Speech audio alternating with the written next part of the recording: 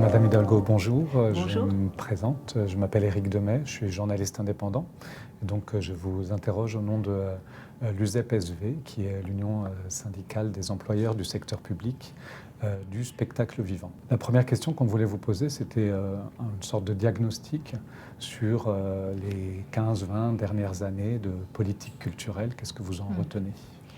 Il y a eu bien sûr cette grande époque Jack Lang, bien plus qu'avant 20 ans, qui a permis, c'est vrai, de donner un vrai souffle, de mettre la culture au cœur d'un projet, d'un pays, avec toute cette créativité, et puis aussi avec cette diffusion, cette décentralisation culturelle qui a permis quand même de sortir de ce centralisme français. Et on a vu et on voit, heureusement, ça c'est un acquis intéressant, les régions, les collectivités prendre un espace dans l'accompagnement et de la création et de la diffusion. Ça, c'est un point positif. Sur ces dernières années, quand même, on est passé à des propos sur la culture qui étaient plutôt des propos de gestionnaires, plutôt que des propos de ministres portant une vision. La culture est devenue un secteur et pas quelque chose qui occupe ou devrait occuper l'espace. Et donc, je sais que la culture, au-delà d'un secteur d'activité avec des professionnels, et bien sûr pour lesquels il faut avoir des propositions et un accompagnement, c'est surtout quelque chose qui permet de créer de la cohésion, de l'imaginaire collectif, qui permet de décrypter le monde. On doit retrouver, et les artistes nous aident en cela, le goût d'être ensemble, savoir quelles sont les valeurs qui nous animent, les doutes, mais aussi quel horizon, vers quoi on veut aller, nous, peuple français. On va décliner justement un peu votre programme, commençons peut-être par les questions budgétaires. Vos concurrents font des annonces justement sur le budget du ministère de la Culture, enfin notamment à gauche. Pour vous, vous annoncez rien? Est-ce qu'il sera à la baisse, à la hausse? Non, à la hausse. Clairement, il doit être à la hausse. D'abord parce qu'il a été très atteint, il a été baissé. Il faut non seulement consacrer, mais même augmenter le budget de la culture, du ministère de la Culture, mais aussi dans les dotations vers les régions, les départements ou les villes, avoir cette ambition budgétaire. On le voit, les besoins sont énormes et bien sûr qu'il faut une augmentation du budget de la culture. Ce budget, il est en plusieurs volets, vous le savez. Par rapport à la création, comment ça se traduit? Est-ce que cette augmentation pourrait aller notamment vers cette question de la création? Bien sûr, d'abord parce qu'il faut soutenir la création, ça veut dire doter, bien sûr, à la fois les écoles, doter tout ce qui permet aux artistes de créer, c'est-à-dire d'avoir des résidences, d'avoir des statuts. On a évidemment le régime de l'intermittence du spectacle et il va falloir bien sûr conforter ce régime. Donc soutenir la création, c'est d'abord soutenir les artistes, prendre en considération le temps passé à créer, qui n'est pas le temps de présentation au public. Et on le valorise comment? Par les statuts des professionnels, mais aussi bien sûr par toutes les aides et soutiens à la création qui viennent soit de l'État, soit des collectivités territoriales qu'il nous faut évidemment aussi accompagner. D'accord. Une des propositions de l'USEP-SV, c'est d'augmenter de 500 millions en 5 ans le budget pour la création. Quel regard vous portez sur cette proposition? Oui, je pense que vous êtes dans le bon étiage de ce qu'il faut pour soutenir la création. En tous les cas, on a regardé cette proposition, j'ai regardé cette proposition et je la reprends comme une proposition solide qui m'engagera, évidemment, si je suis élue présidente de la République. Vous l'avez évoqué, vous parlez d'accueillir des artistes en résidence.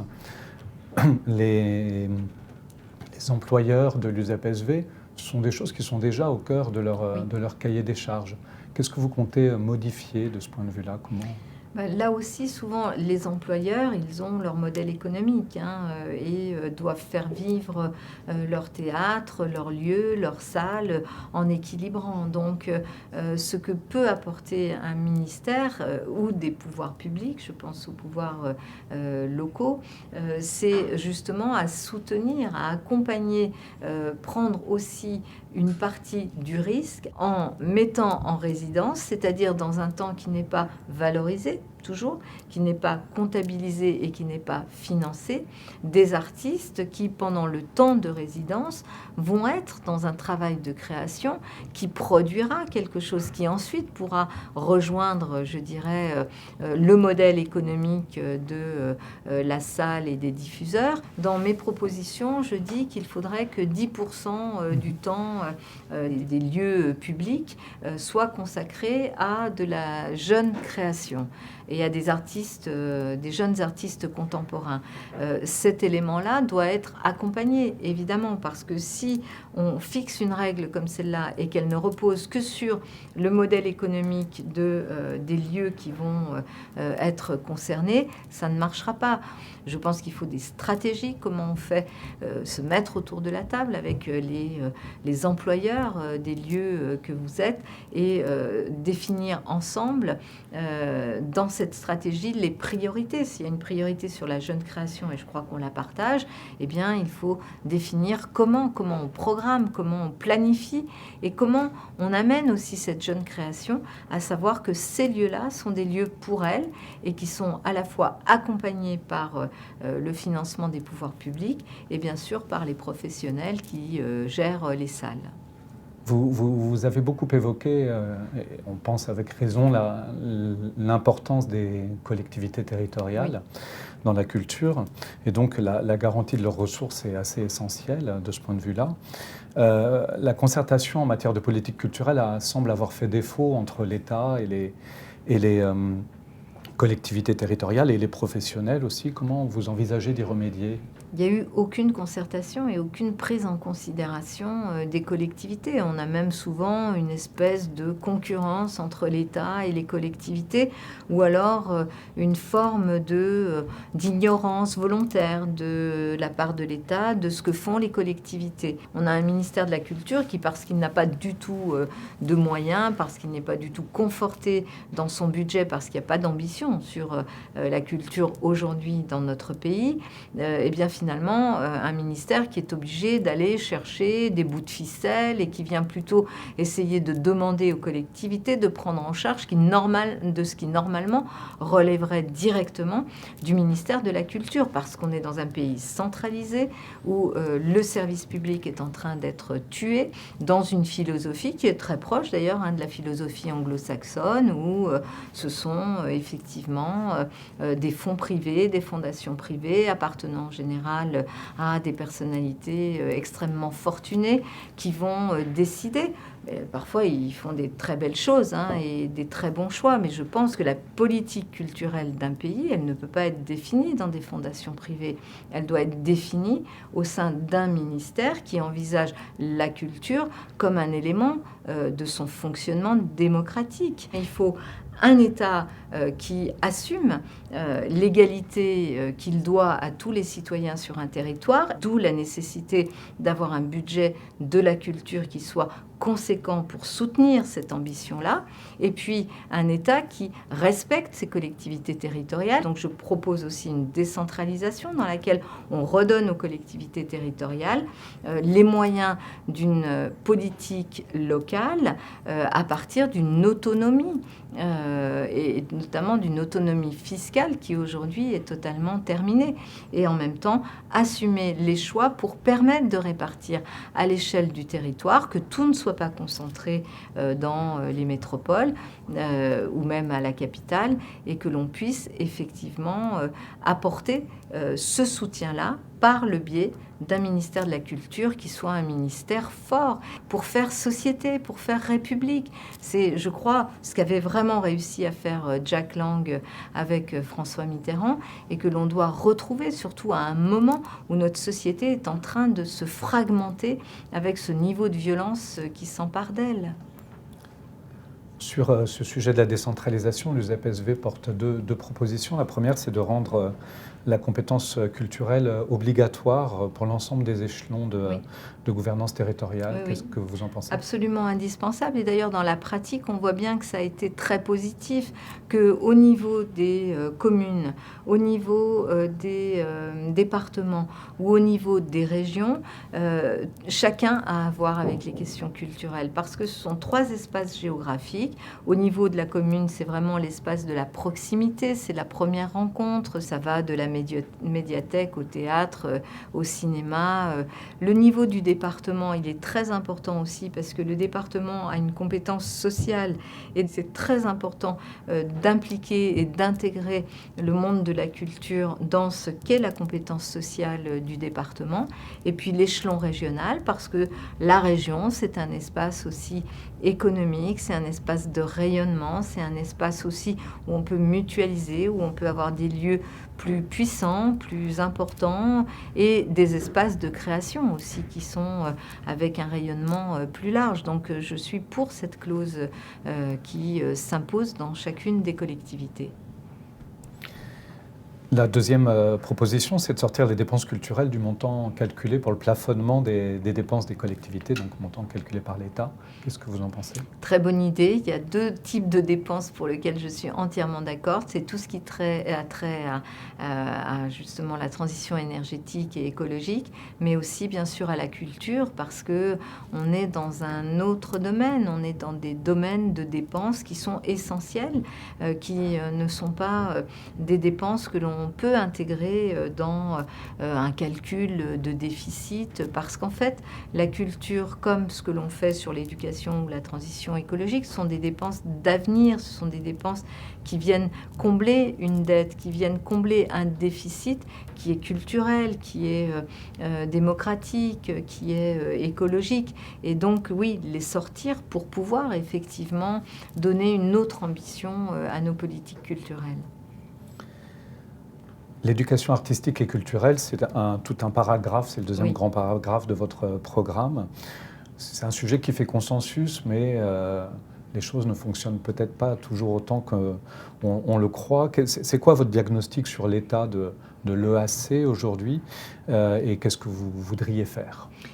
Aujourd'hui, ça fonctionne quand on a des collectivités qui ont les moyens de faire des politiques très soutenues où on arrive à entraîner l'éducation nationale, qui en général ne met pas un centime d'euro, le ministère de la Culture pas grand-chose non plus. Donc ça dépend aujourd'hui vraiment de la volonté et de la capacité à mettre des moyens sur cet enseignement, éducation artistique et culturelle à l'école qui finalement n'est pas dans l'égalité républicaine partout sur le territoire, parce qu'il n'y a pas de pilotage. Il n'y a pas de pilotage ni au niveau du ministère de la Culture ni au niveau de l'éducation, qui en fait les deux sont quand même atteints par les coupes budgétaires, par justement cette idée que le service public ça ne servirait pas à grand chose, et donc du coup ça repose sur les collectivités.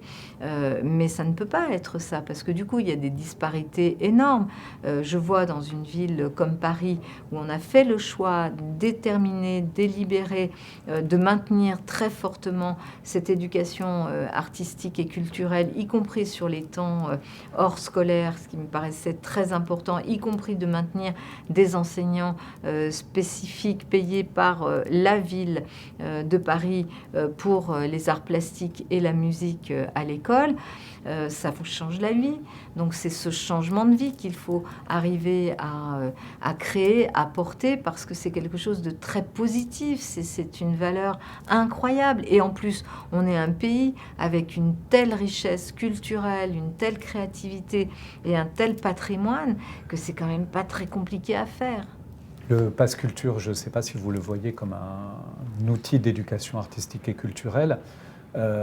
Qu'est-ce que vous comptez faire de cet outil créé par M. Macron?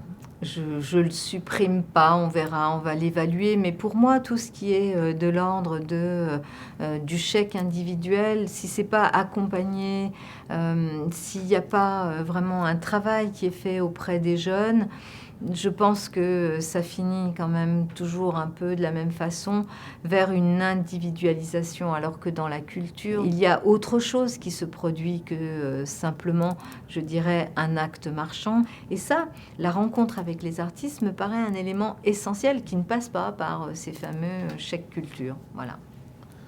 Justement, c'est la dernière question. Quelle est la dernière rencontre? Quel est le spectacle que vous avez vu, alors peut-être récemment ou il y a plus longtemps, qui vous a marqué?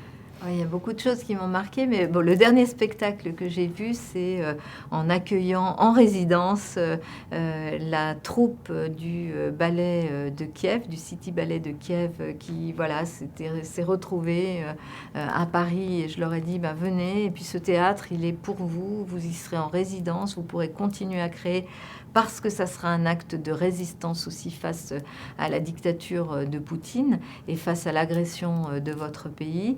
De voir au Châtelet, c'était pas un spectacle, mais c'était une masterclass organisée par le ballet du Rhin et par Aurélie Dupont et avec le City Ballet de Kiev.